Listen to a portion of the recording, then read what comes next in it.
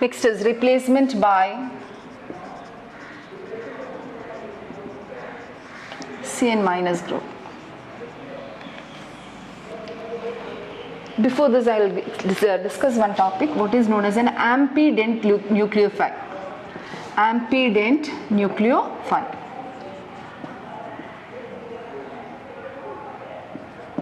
Now see here, C triple bond, and I am writing. Here nitrogen is having lone pair of electron and carbon is having negative charge.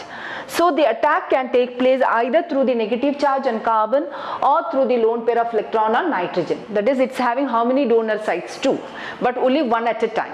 Such a nucleophile is known as ampident nucleophile, that is, which is having 2 donor sites but only one at a time. So if the attack is taking place through the negative charge on carbon, we call it as cyanide, or in IUPAC we call it as what? Nitrile. Now if the attack is taking place through the lone pair of electron on nitrogen atom, we call it as isocyanide, or it's also known as carbamine. Same way you see here, ON double bond O.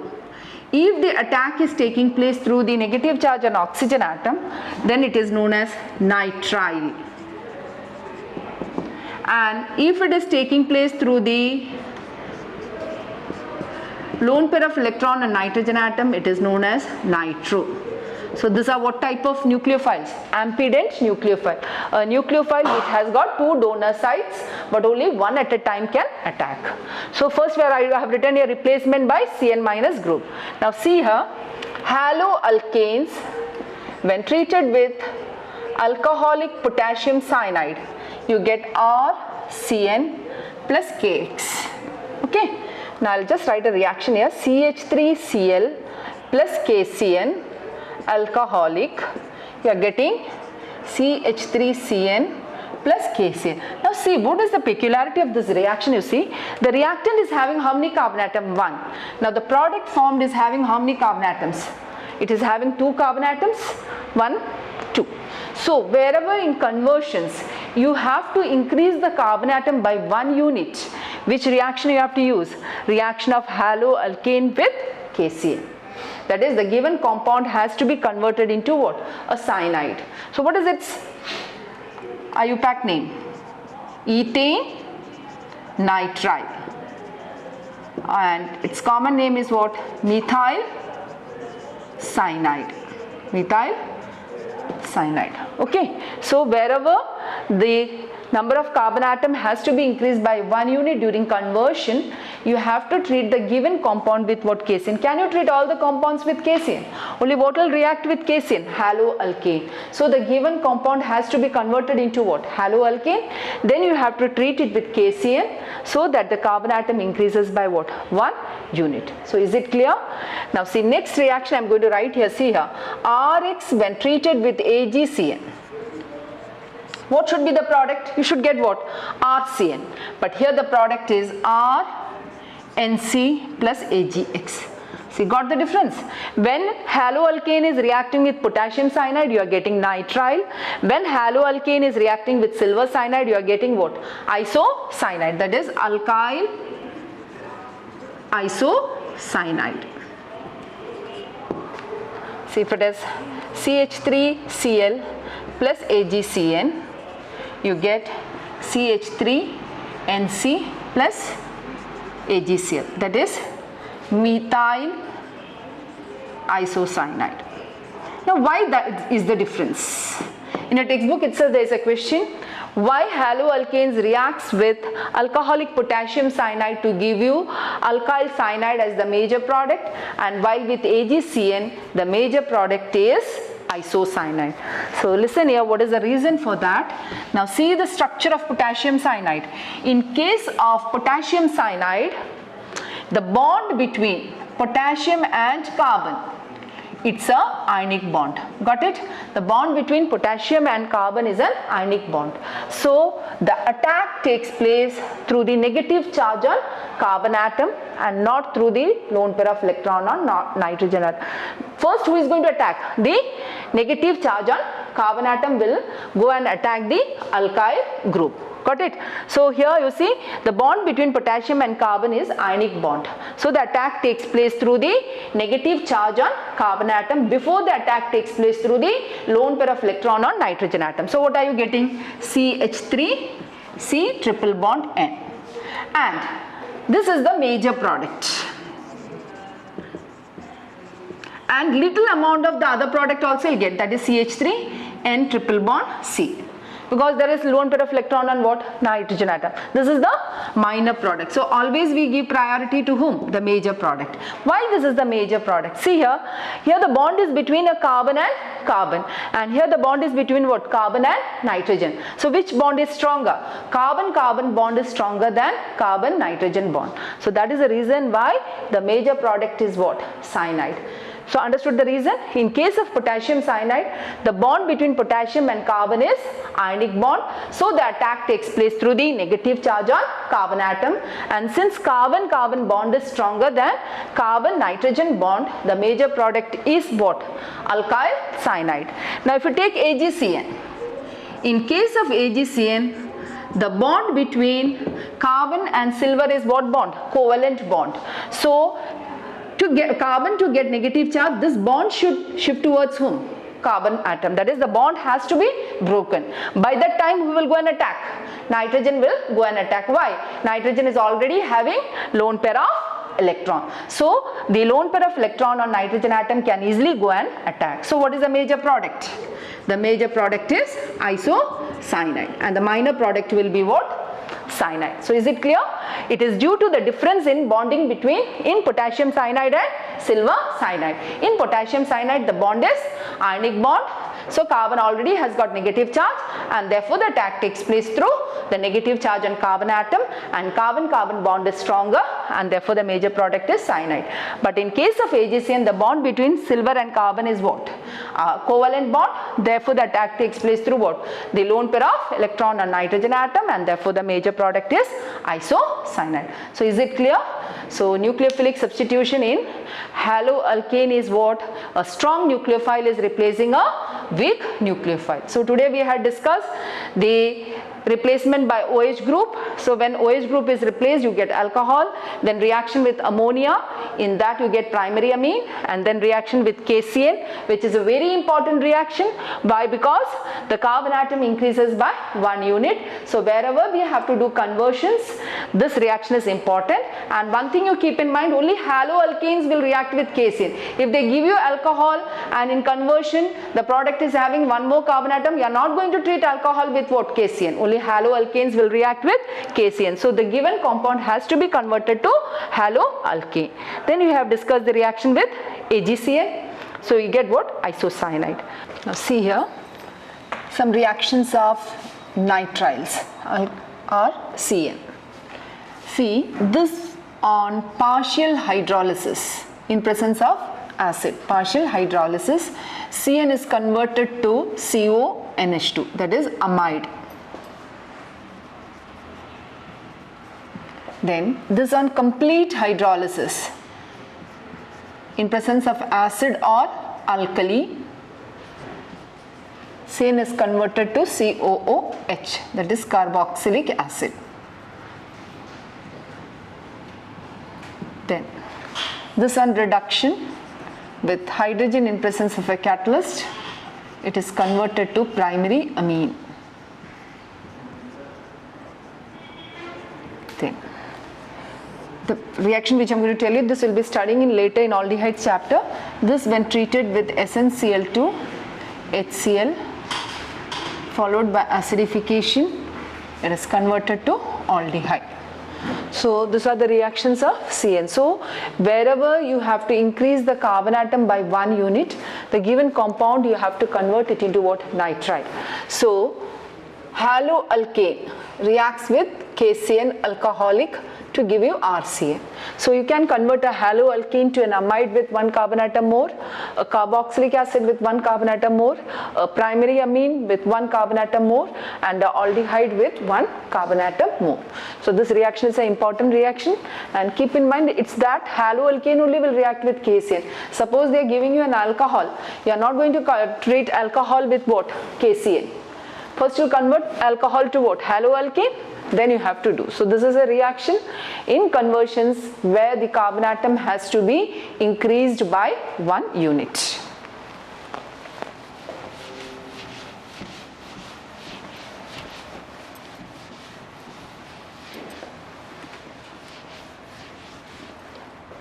Next is the reaction with potassium nitrite.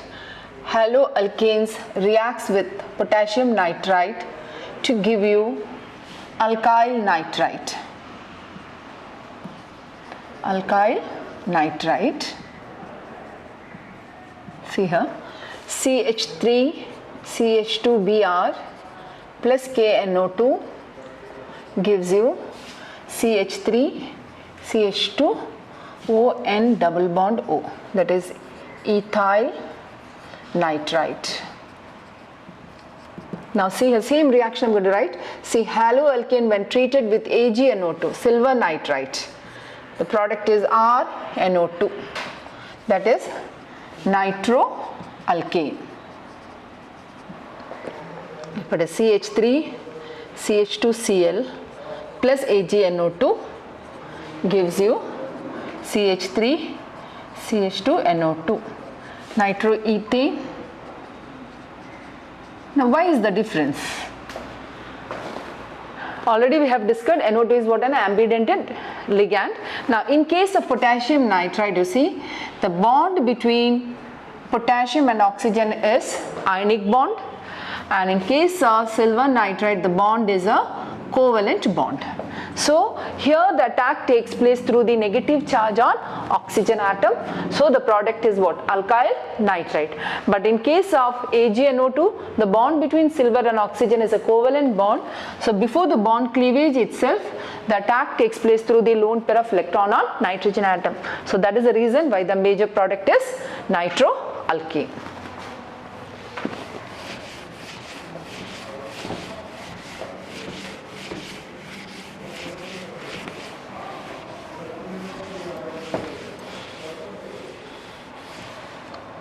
Next is replacement by carboxylate group. See how haloalkanes reacts with silver salt of carboxylic acid. Silver salt of carboxylic acid to give you corresponding ester. RC double bond O R plus AgX. See here, if you are taking CH3 Cl plus CH3 COAg, that is what? Silver acetate. So what will be the product? CH3 COO CH3 plus AgCl, that is methyl acetate is its common name, and its IUPAC name is methyl ethanoate. So haloalkanes reacts with silver salt of carboxylic acid to give you corresponding ester. Next is replacement by hydride ion. Haloalkanes on reduction with lithium aluminium hydride. The halogen atom is replaced by hydrogen atom. So what are you getting? A hydrocarbon. If it is CH3Br on treatment with lithium aluminium hydride, you get methane plus HBr. So these are the various reactions of haloalkanes, that is nucleophilic substitution reaction. That is, first one was reaction with aqueous KOH to give you corresponding alcohol. Next was reaction with alcoholic ammonia to give primary amine. Then the third one was reaction with KCN there the product was what? Nitrile, and when it was AgCN, the product was isocyanide. Then with potassium nitrite you get alkyl nitrite, then with silver nitrite you get nitroalkane, and then silver salt of carboxylic acid gives you ester, and on reduction with lithium aluminum hydride you get what? Hydrocarbon.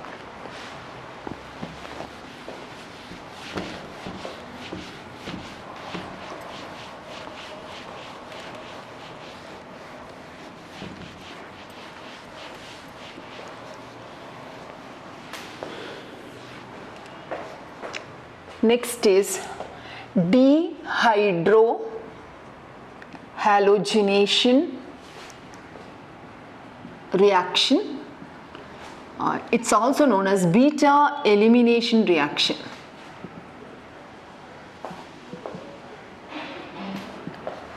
I'm going to write here a few haloalkanes.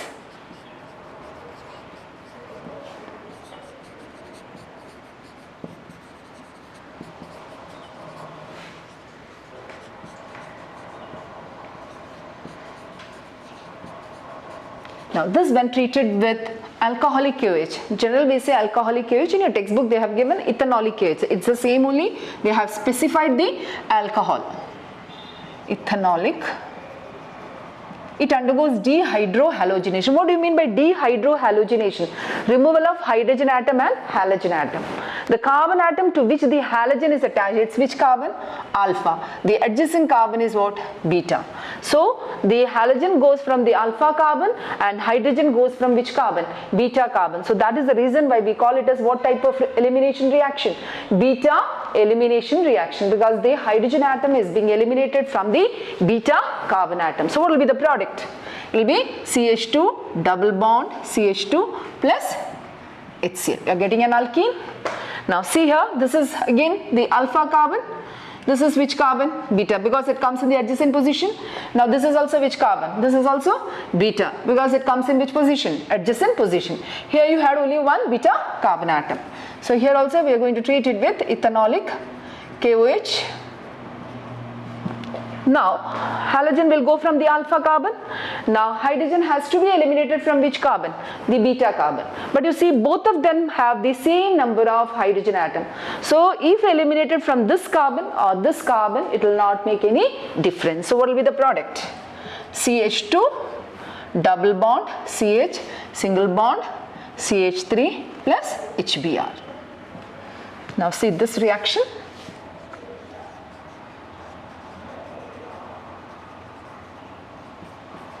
This is alpha carbon, this is which carbon? Beta, this is also beta. Here what is the difference you see?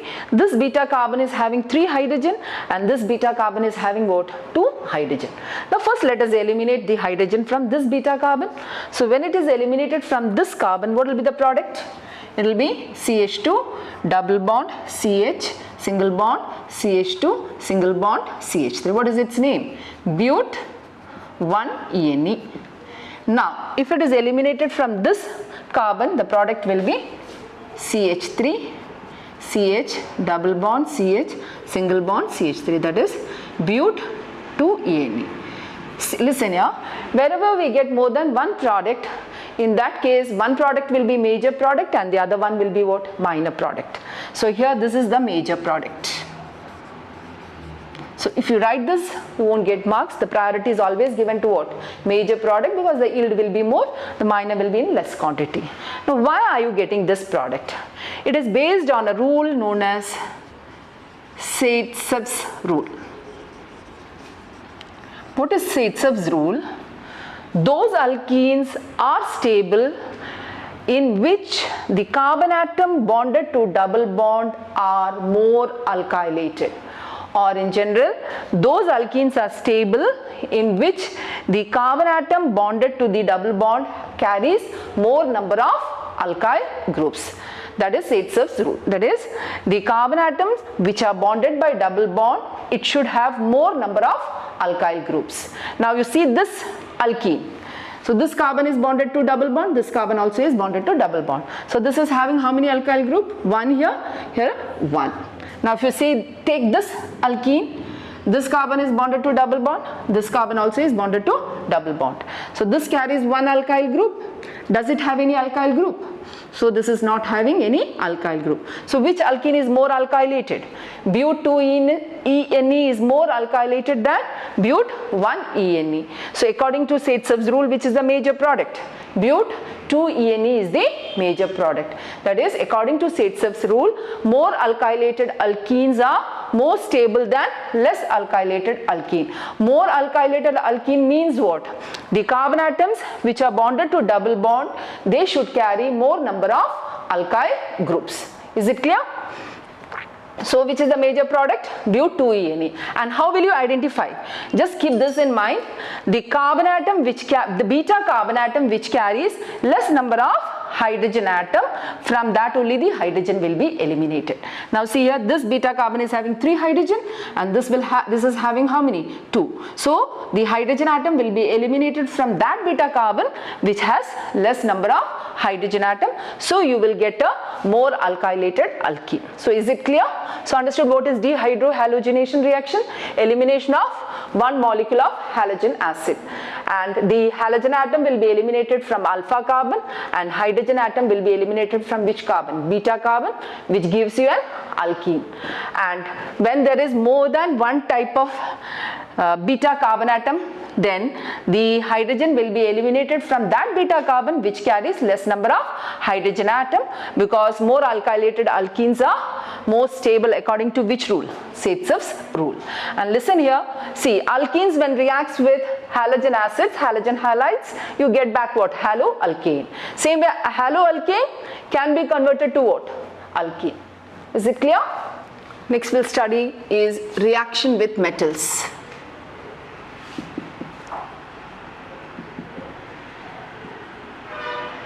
In that first we'll discuss is Woods reaction. This already have gone through in class 11th. See here, haloalkanes when treated with metallic sodium, 2 molecules of haloalkane react, so I have written it this way, in presence of dry ether. So the product you are getting is a alkane with double the number of carbon atoms. So this is an alkane. Now if it is CH3, CH2, Cl plus 2Na in presence of dry ether, shall get what? NaCl is eliminated, so you'll get CH3, CH2, CH2, CH3 plus 2 NaCl. Now see here, the haloalkane is having how many carbon atoms? 2. The product is having double 4. So I have taken a primary haloalkane. Next we'll do with a secondary haloalkane. Isopropyl bromide I am taking, 2 molecules. Now you are clear with the reaction, no? 2Na, dry ether, we'll get what? CH3, CH, CH3, single bond CH, CH3, CH3 plus 2NaBr. Now see here also how many carbon atoms are there? 6. So you have what? Even number of carbon atoms. Now I have taken primary and secondary. Now what is the drawback of Woods reaction is that you can't take tertiary haloalkane. Why? Because tertiary haloalkane in presence of metallic sodium, instead of undergoing substitution reaction, they undergo elimination reaction to give alkene as the major product. So if this is the reactant, it's a tertiary haloalkane. This when treated with metallic sodium and dry ether, the detailed part is not there for you. So instead of undergoing substitution, it undergoes what? Elimination, and the major product will be what? Alkene, and the alkene formed will be isobutylene. So is it clear? So that is the drawback of Woods reaction. The haloalkene which you take should be what? Primary or secondary. It should not be what?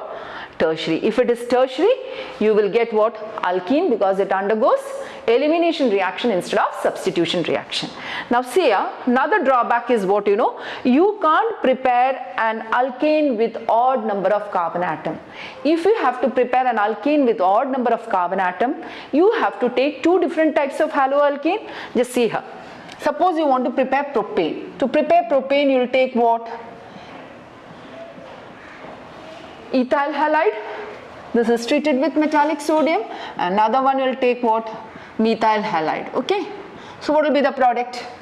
This two reacts 1, 2, 3, you'll get propane. But what happens, you know, this will undergo Woods reaction. So what will be the product? CH3, CH2, CH2, CH3. That is butane you'll get. Then this will undergo Woods reaction. So what will be the product? Ethane. Then this both. So what will get? CH3, CH2, CH3. That means you are getting a mixture of products.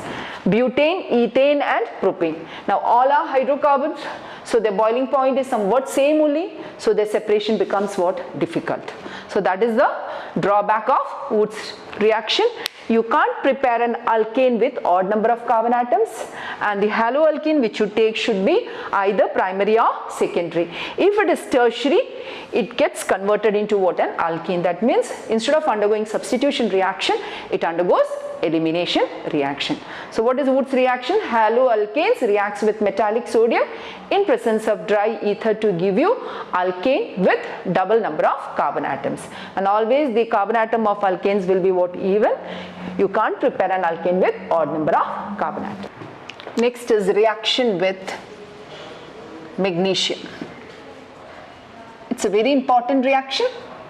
See here, haloalkanes reacts with magnesium in presence of dry ether to give RMgX. This is known as alkyl magnesium halide, or in general we call them as Grignard reagent, after the name of the scientist who discovered it. Okay, so if you are taking CH3Cl plus Mg in presence of dry ether, you will get CH3MgCl, that is methyl magnesium chloride.